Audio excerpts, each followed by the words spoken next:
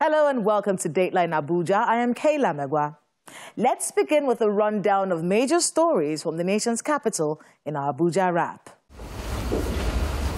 President Muhammadu Buhari received letters of credence from the ambassador of Mexico to Nigeria, His Excellency Juan Alfred Miranda Ortiz, and the new Canadian High Commissioner to Nigeria, His Excellency James Kingston Christoph.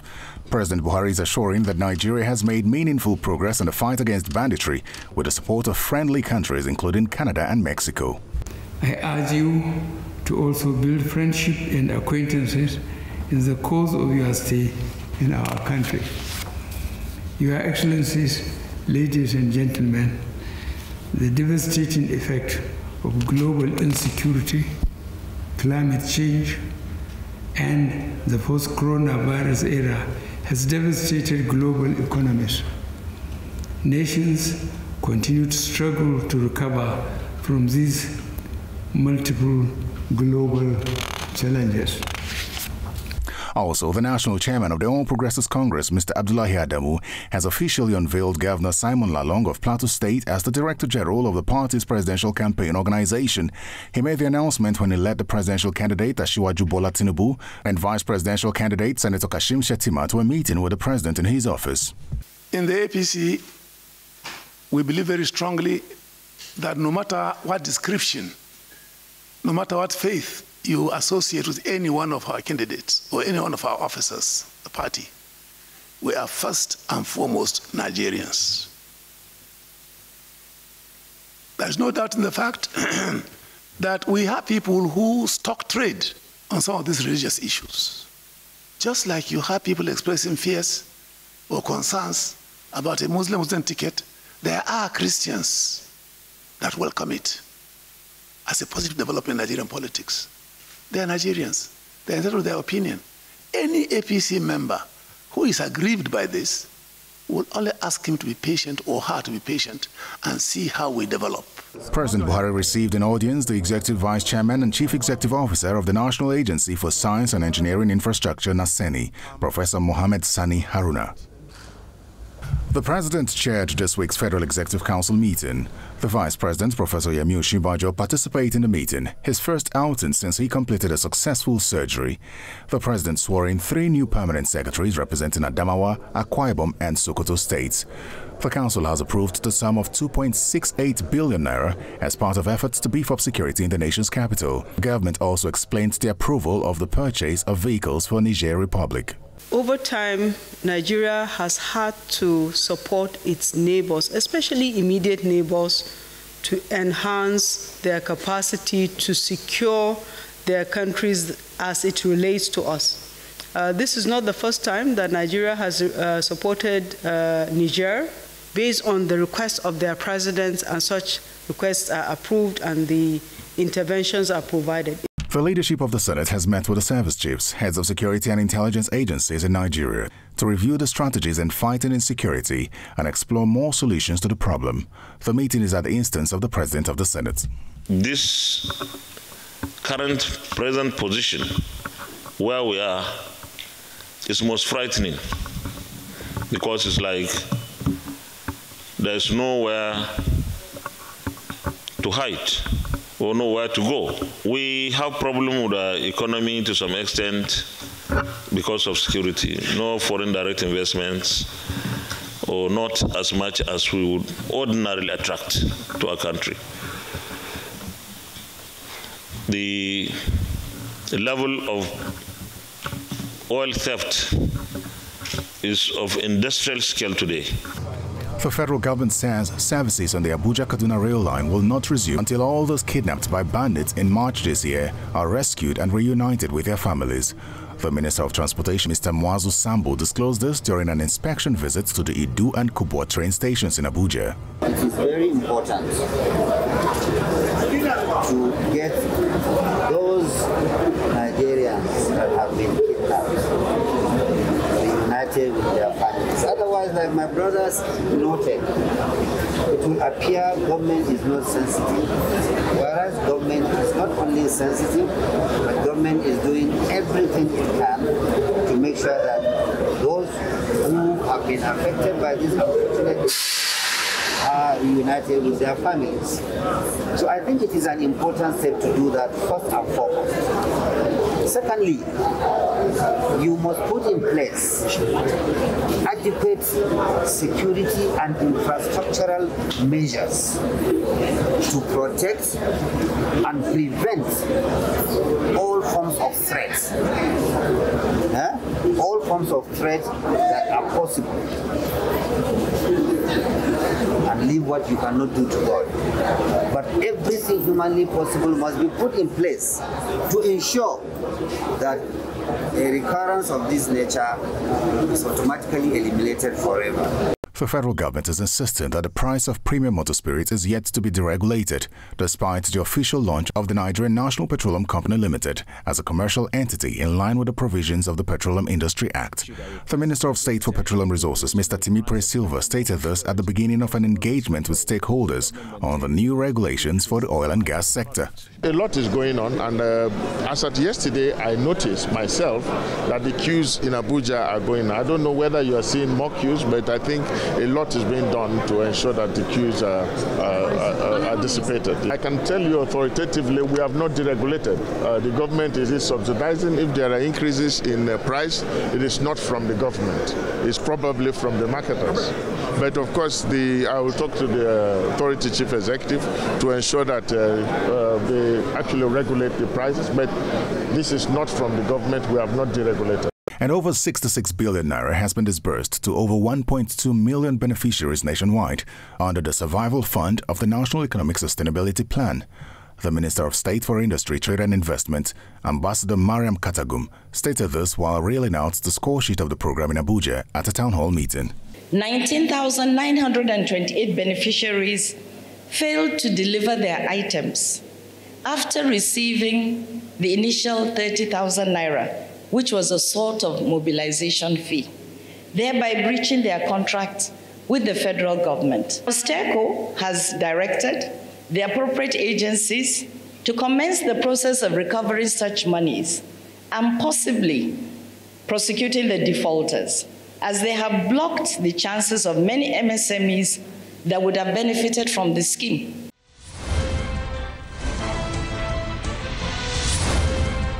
Welcome back. Just so we're clear, there is no nationwide ban on mining and motorcycle riding yet. It's still a proposition by the National Security Council. But in the nation's capital, there are restrictions to commercial motorcycles in certain parts of the city. And while the FCT authorities seize and crush these motorcycles, they're also conducting raids on criminal hideouts on the outskirts of the nation's capital. They say it is part of the attempts at countering the insecurity in Abuja. Please watch this. The Federal Capital Territory Administration is clearing notorious hotspots besides and adjacent the Federal Government College in Kwali Area Council to continue with its intensive clampdown on environmental nuisances, posing security threats to lives and property in Abuja.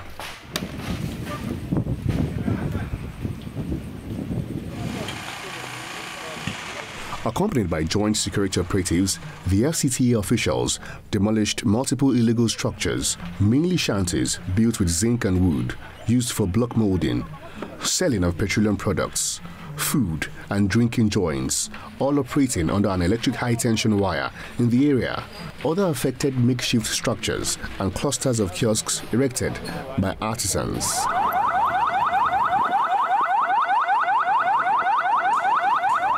In continuation of the demolition exercise, the team moves to Kuje Area Council, where several structures including mini estates, residential buildings, worship centers, hotels, restaurants and other illegal structures built on the railway corridor in the council were removed.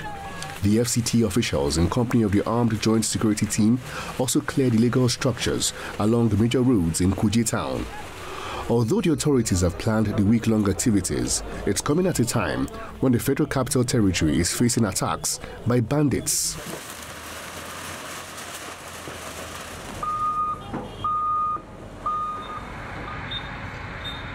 Last week, the federal government ordered an emergency evacuation of students of the Federal Government College, Kwali, following attacks in neighboring communities. The Guards Brigade was also attacked in Buari, where some officials were killed and injured. Though the bandits suffered at least 30 fatalities, the FCT administration subsequently announced the closure of all schools in the nation's capital. The Guards Brigade was also attacked on Thursday, July 28, 2022, at the Zuma Rock, close to the Federal Capital Territory. The exercise is considered key in the efforts to rid the city of criminals and spots that are potential dangers to residents of the nation's capital. Refuse collection is not a crime, waste recycling is not a crime, but the crime associated with Bambola is so massive that the city cannot fold its hands and watch. Here is the other knife here we saw. Can you imagine Bambolas are going out with this? You'll be asking the question, what has this got to do with refuse collection? And they go almost, many of them go out with such terrible knives, and you'll be asking, what does refuse collection, waste recycling have to do with such dangerous weapons? Although some of them are alleging that some of the people who actually went there came from these communities, and these are cashew forests around here, we don't know. But the truth is that before even the day they mayhem, we have already planned this heavily, and we are carrying out what we believe is good to clean the city and also handle the issue of insecurity. It's a multiple win for everybody. The FCT administration also crushed over 1,000 motorcycles, which were seized from motorcycle operators who violated the restriction order on where they should operate. As of today, we are crushing 1,700. Exactly, that's the number we're crushing today. Even though we still have a lot that are packed, awaiting for future order to enable us to enlist for the third round of crushing exercise. And we have been doing it since 2006. I will continue to sustain it. In the meantime, the Federal Executive Council has approved the sum of 2.68 billion naira as part of efforts to beef up security in the nation's capital. 1.835 billion naira was approved to procure utility vehicles, security gadgets and accessories to advance support for security agencies within the territory. I presented a memo for the procurement of utility vehicles and security gadgets and accessories to support the security agencies operating within the Federal Capital Territory. And these items were 60 utility vehicles to be supplied by Koscharis Motors Limited, including communication equipment installed in the vehicles at the sum of 1,835,108,613 naira 95 kobo. An additional 847.1 million naira is also approved for the supply of additional security gadgets and accessories, which are expected to be delivered within the next 2 months. The administration is urging residents to go about their lawful activities without fear, insisting that the nation's capital is safe. My guest on the program is the National Secretary of the Miners Association of Nigeria, Mr. Dele Ayonleke. He raises some important questions in this interview. If the ban on mining in Zamfara and Katsina 3 years ago was to combat banditry, why is banditry still rife in these areas? Also, shutting down the mining value chain will throw a lot of people into unemployment. Isn't that in itself a higher security risk? He believes there's a different way to handle this insecurity.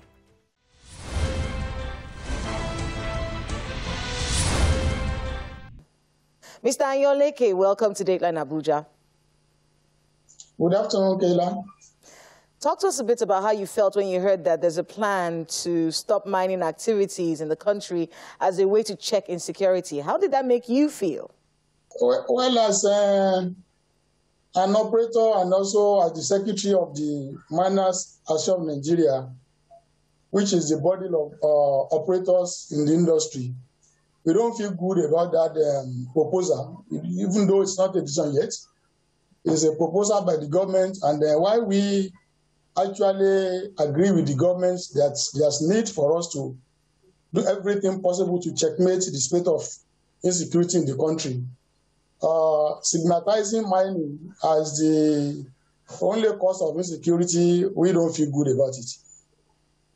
Well, they're not saying it's the only cause, but what's happened is that over the past few years, they've been able to trace a lot of bandit activities to mining activities, especially in particular states like Zamfara. And we've even heard that part of the reason why a lot of these bandits have moved into the nation's capital is because of the mining activities that happen at the fringes. Isn't it something that maybe you should, I know that your group is clamoring that they stop this whole conversation about, like you just said, stigmatizing the mining sector, but they keep throwing up, national security in the faces of Nigerians. Is this a sacrifice that is worth making by your organization, maybe for a year, stop mining activities across the country so we can watch these bandits for a little bit? Is that something you think would be fair? I think we should look at the whole thing in totality. You said now that there's insecurity in Zamfara and Katsina, and for about 3 years now, mine activities have remained banned in that area you're talking about, especially Zamfara and Katsina states. The question now is that since that 3 years, if insecurity is still the order of the day, as banning mine activities still the panacea to the insecurity? Because when you look at this, the issue of mining is a very major economic sector in this country.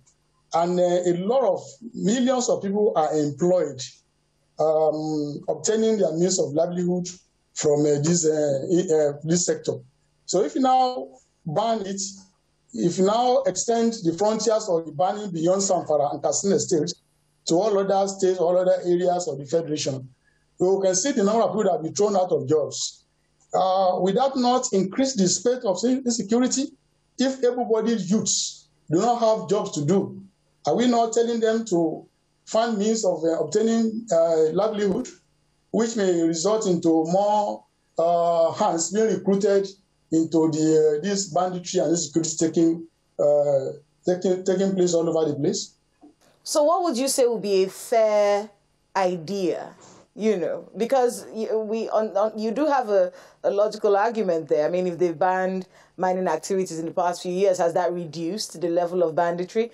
But what would be halfway? What would be a reasonable solution in your view?